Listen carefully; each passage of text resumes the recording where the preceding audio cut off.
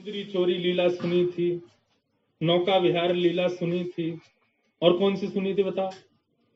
हाँ, मान लीला सुनी थी, और कौन सी सुनी?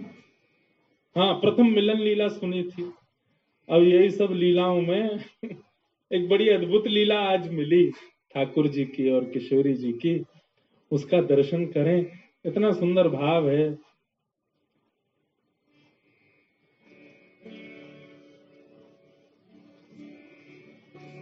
सूरदास जी का भाव है और बहुत सुंदर है। ऐसा भाव है कि भैया श्री कीर्ति मैया,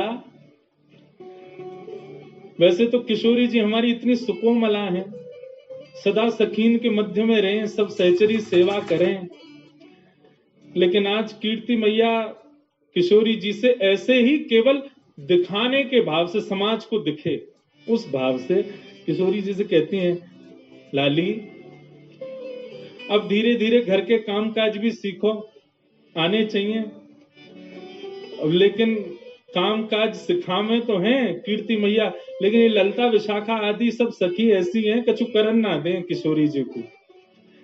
लेकिन आज किशोरी जी हट करके बैठी हैं कि नहीं, आज मैया जो कार्य कहेगी हम जरूर करेंगे। और मैया ने कार्य कहा दियो है, बोले लाली आज एक काम कर, गौशाला में जाके गैया को दूध काढ़ के ला। और किशोरी जी आज गैया को दूध दोहे हुए जा रही हैं। इतनी सुंदर लीला है। अच्छा, आजकल तो गौशालाओं में गायों को बांध देते हैं, लेकिन प्राचीन काल में ऐसा नहीं था।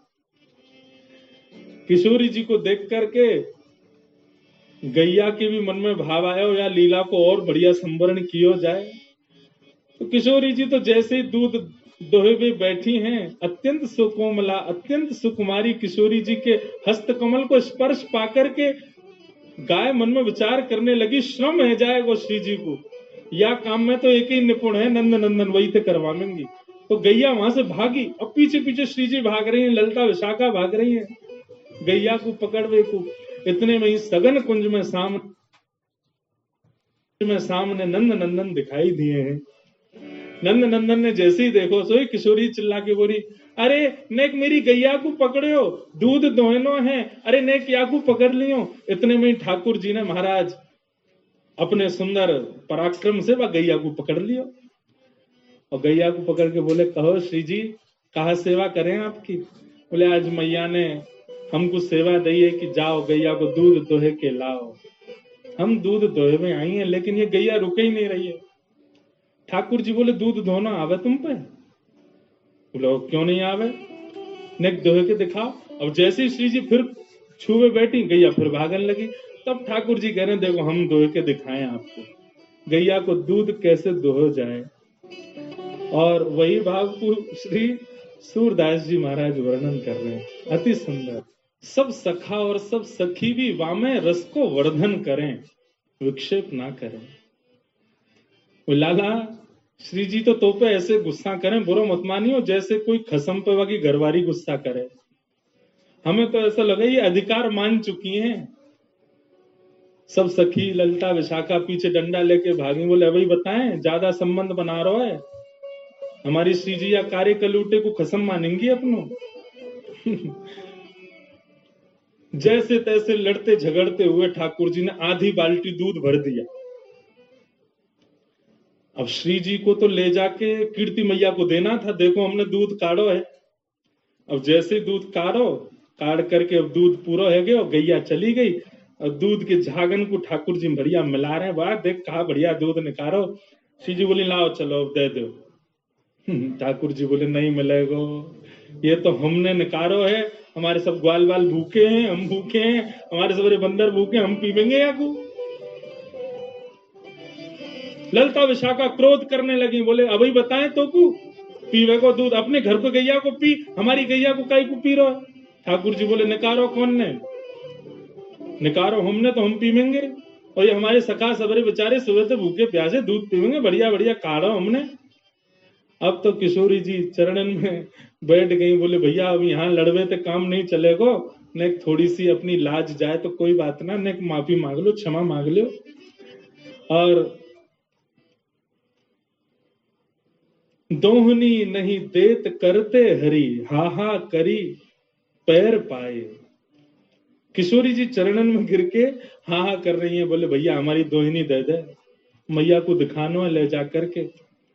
और जैसे ही श्री जी प्रार्थना कर रही हैं कि हमारी दोहिनी दे दो, सो ठाकुर जी को और आनंद आ रहा हो, बोले अच्छा श्री जी चाहिए? बोले हाँ, एक बार और हाहा करो। श्री जी फिर कह रही है भैया तेरे हाथ जोड़ रही हैं, जो तू कहेगा सो करेंगे, हमारी दोहिनी दे दे, मैया को जाके दिखाना है। तब खूब परेशान करके, खूब श्री जी को श्रमित करा के, तब अंत में ठाकुर जी ने दोहिनी प्रदान करी है। ऐसे हमारे दोहिनी गाय दोहन लीला हमारे ब्रज में भई है, ठाकुर जी की और श्री जी की। मैया को जाकर के श्री जी ने प्रदान कर दिए, बोले ले हमने दूध निकारो। आज कीर्ति मैया ने खूब नजर उतारी है, बलैया लई है, बोले जय हो हमारी श्यामा जी ने आज पहली बार दुग्ध निकारो। महाराज पूरे बरसाने में एक एक बूंद भर दूध की बांटी गई है, क्यों? श्री जी ने दूध निकारो है। लेकिन असलियत तो सब जानने कौन ने निकारो, हमारे लाला निकार के लाए हैं। ऐसी मधुर भाव से सूरदास जी ठाकुर जी की मधुर लीलाओं का वर्णन कर रहे हैं। बंधुओं, ये परस्पर जो प्रेम भाव है ना, ये केवल हम आप सबको उस रस का केवल एक बिंदु चखाने के लिए श्री जी और ठाकुर जी करते हैं। कई बार श्री जी के भाव प्रकट करने में ना कभी कभी डर लगता है। आजकल के सामान्य भावों को सुनने वाले लोग कहीं इससे कोई अनर्गल अर्थ ना निकाल लें। हमारी श्यामा जी, हमारी किशोरी जो, उनके भाव में कहीं कोई विश्लेष ना आ जाए, इसलिए भय लगता है कभी कभी। गैया दोह के तो आ गई वापस, वहां तो खूब लड़कियां आई, झगड़ के आई हैं श्याम सुंदर से, लेकिन अब एकांत में जब बैठी हैं तब श्याम सुंदर को स्मरण करते हुए किशोरी जी कितने सुंदर भाव कह रहे हैं। आहा,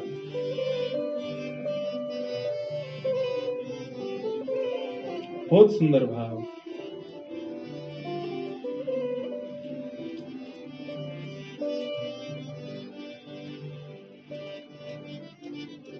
मैं पछहार रही बहु तेरो,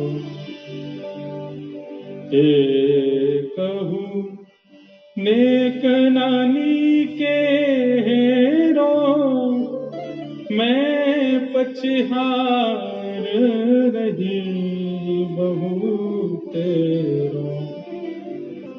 श्री जी सब सखियन से कह रहे हैं कि ठाकुर जी कैसे हैं, मुकु ने बताओ, नेक मुकु सुनाओ उनके बारे में। सब सखी बोली अभी अभी तो मिलके आए हैं, अभी अभी तो उनसे खूब लड़ झगड़ के आए हैं, और रोज ही कोई ना कोई लीला होवे श्री जी। पर हम हर बार देखें कि आप जब भी एकांत में आके बैठो फिर सबन से कहो कि नेक थोड़ा कृष्ण के बारे में बताओ, उनके रूप के बारे में बताओ। आप जाओ तो हो उनसे मिलवे, सामने खड़े हो, मैं नेत्रन से निहार ले करो। प्रिय, आप एकांत में आकर के क्यों कहो कि श्याम सुंदर कैसे हैं, नेक उनके रूप को वर्णन करो। ठाकुर जी हूं में तो हैं सन्मुख, वही समय देख ले करो उनको। तब सब सखियन सो हमारी श्रीजू कहा कह रही हैं, इतनी सुंदर भाव हैं श्री नंददास जी के। बोले अरे सखी कहा बताऊं,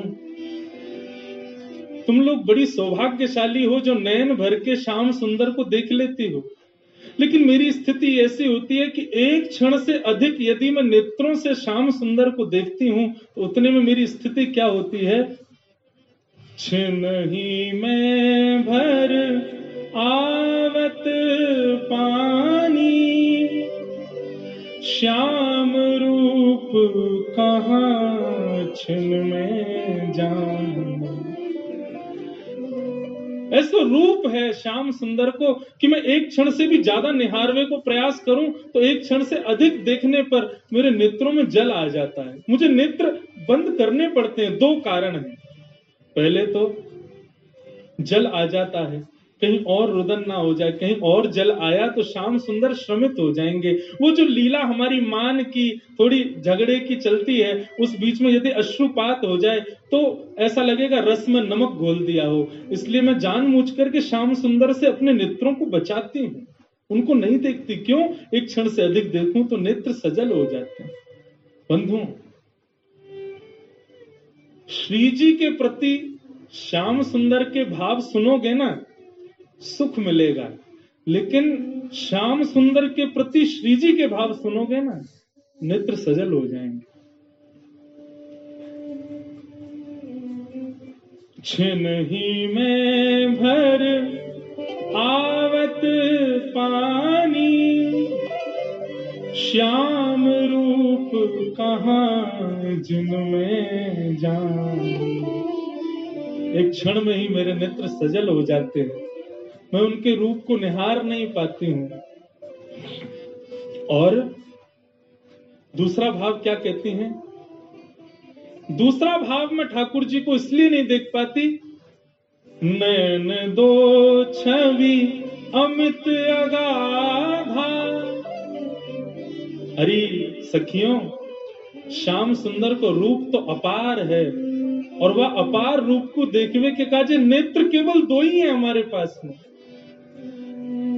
भाव समझिएगा, नयन दो छवि अमित अगाधा, और उसमें भी तापर पलक करत हैं बाधा।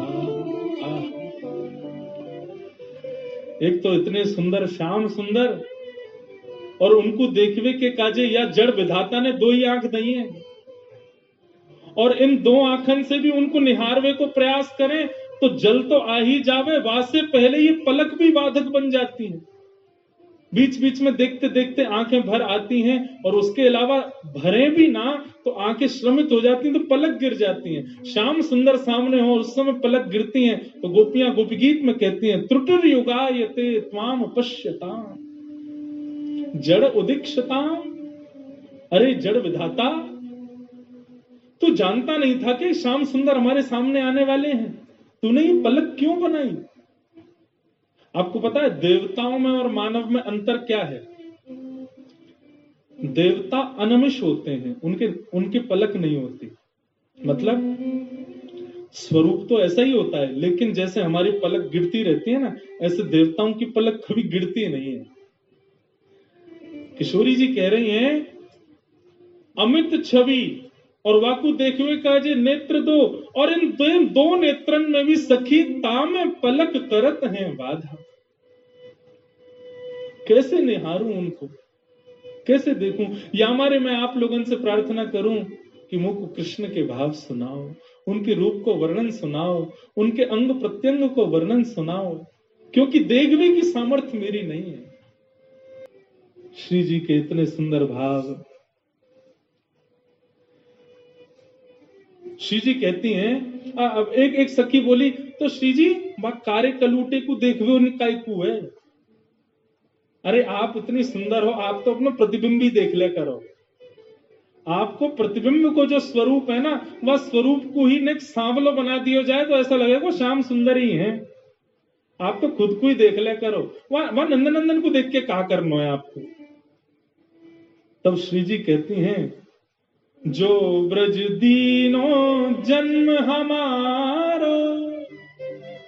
अरे सखियों ध्यान से सुनो, यदि ब्रज में हमारा जन्म हुआ है तो ब्रज में जन्म लेने का एक ही कारण है। क्या? जो ब्रज दीनो जन्म हमारो, देखन को मन मोहन प्यारो। ब्रज में जन्म खाने पीने हंसने बैठने घूमने फिरने के लिए नहीं हुआ है। इस ब्रज में जन्म केवल श्याम सुंदर मनमोहन को देखने के लिए ही हुआ है। उनको नहीं देखेंगे तो कैसे काम चलेगा? हमारे यहां तो ब्रज की गोपियां श्रीमद् भागवत के वेणु गीत में कहती हैं,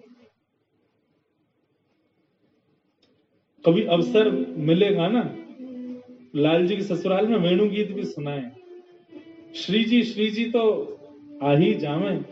वेणु गीत भी बहुत सुंदर है श्रीमद् भागवत का। गोपी गीत सबने सुना है, लेकिन भागवत के कई ऐसे अप्रकट गीत हैं, उनका भी अद्भुत भाव है। जैसे वेणु गीत, युगल गीत, श्रीमद् भागवत के ऐसे। अब वेणु गीत में क्या होता है, ठाकुर जी वन चरा रहे हैं गैया में, वन में चरा रहे हैं गैया, और वहां बैठ करके वेणु वाद्य कर रहे हैं। उस वेणु की ध्वनि को सुन करके गोपियां नेत्रबंद करती हैं, और नेत्रबंद जैसे ही करती हैं तो हृदय में ही ठाकुर जी की वो छवि प्रकट हो जाती है जो वन में लीला हो रही है, और उसका वर्णन गोपियां करती हैं। अब श्याम सुंदर ऐसे चल रहे हैं, अब श्याम सुंदर ये लीला कर रहे हैं, वही वेणु गीत है। वेणु गीत में गोपियां कहती हैं, अक्षणवताम फलमिदम न परम विदाम। बोले भैया, ये नेत्र किस लिए मिले हैं? सूरदास जी का पद है ना, देखो चाहत कमल नयन को, निस दिन रहत उदासी अखियां, हरि दर्शन की प्यासी प्यासी, हरि दर्शन की प्यासी अखियां, हरि दर्शन की प्यासी। श्याम सुंदर को निहारो। किशोरी जी कह रही हैं,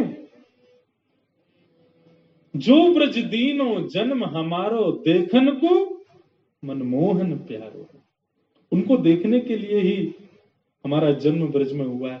किशोरी जी बोली, मैंने तो अब सोच लियो है। ललिता विशाखा बोली, कहा सोच लियो? बोले, अब मैं तपस्या करूंगी। ललिता विशाखा बोली, क्यों? बोले, मैंने सुनी है तपस्या करने के बाद में ब्रह्मा और इंद्र की पदवी मिल जाती है।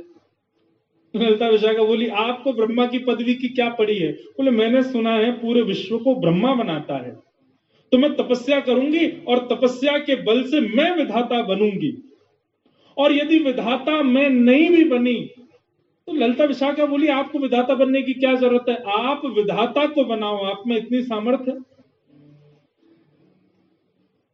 किशोरी जी बोली, सही कह रही है, इस बार तो विधाता विष्णु ने बनायो, लेकिन अगली बार जब प्रलय के बाद पृथ्वी बनेगी तब विधाता को मैं बनाऊंगी। ललिता विशाखा बोली, आप विधाता को बनाओगी?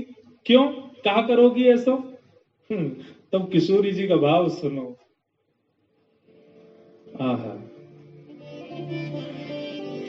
जो विधि ना को वश कर पाऊं, तो मैं पद्धति कछु और चलाऊं। विधाता जब मेरे चयन से बनेगा तो फिर मेरी जैसी इच्छा होगी वैसा विधाता पृथ्वी को बनाएगा, वैसे पृथ्वी के मानवों को बनाएगा। बोले, अच्छा, तो आप विधाता से कैसे मानव बनवाओगी?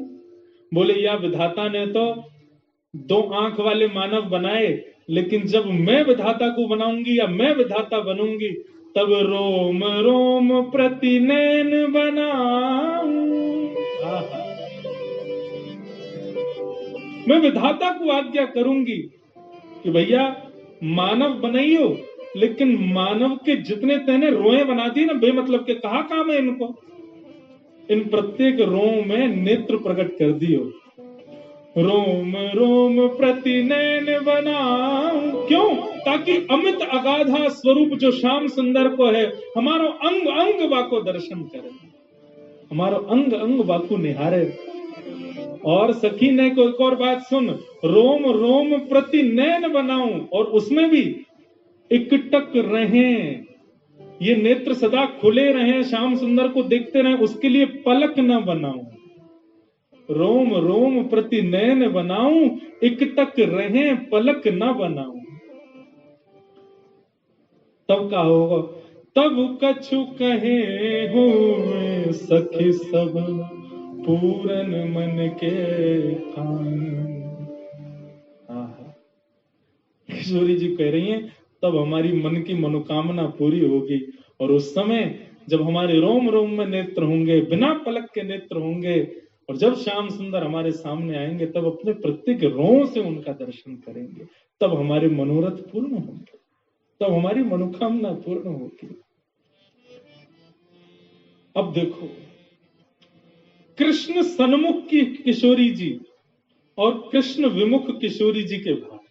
आप यूं मत सोचियो कि हमारी किशोरी जी को कृष्ण के अधीन बता रहे हैं ये, और रुक जाओ, कल अभी आ जाएगा तो ठाकुर जी को अधीन बता देंगे। वहां में कोई अंतर थोड़ी, दोनों एक दूसरे के अधीन हैं, सदा एक दूसरे के सुख के भाव में तो विराजमान रहते हैं। हमारे बिहारिन देव जी तो एक पद में वर्णन करते हैं कि भैया ठाकुर जी मुकुट क्यों पहनते हैं पता है? अच्छा, मुकुट भी पहने तो सीधो पहनने बाद टेढ़ो क्यों पहने? तो बिहारिन देव जी का वो पद है, कल सुनाऊंगा, वो पद मुझे स्मृति में नहीं। उसमें बिहारिन देव जी का भाव है कि वो टेढ़ा मुकुट इसलिए पहनते हैं ताकि किशोरी जी जब संग चलें तो कहीं धूप की छांव, धूप के प्रकाश से किशोरी जी के चरणन में श्रम ना आ जाए, इसलिए छतरी पकड़वे को इतना अभी समय ना है, तो अपने मुकुट को ही ऐसे टेढ़ो करके चले कि मानो श्री जी जब चले तो उनकी श्री जी के चरणन के ऊपर छतरी को काम ठाकुर जी को मुकुट करते हुए चले, ताकि श्री जी के चरणन को धूप के, सूर्य के प्रकाश से कोई श्रम नहीं आ जाए। दोनों ही अधीन हैं। ऐसे भवसागर में गोते लगवा देंगे महाराज की जीवन भर उससे कभी निकल नहीं पाओगे। ऐसे हमारे श्री जी और ठाकुर जी के मधुर भाव। आहा,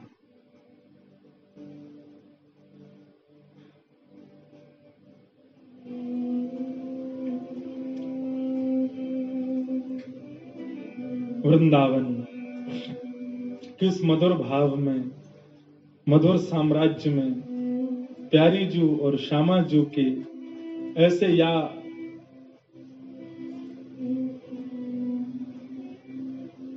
बिना किसी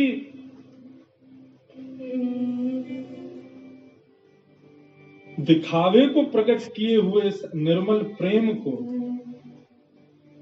सब सखियां सुनकर के आनंदित हो रही हैं, और दोनों रसिक जन मधुर भाव से श्री जी को प्रणाम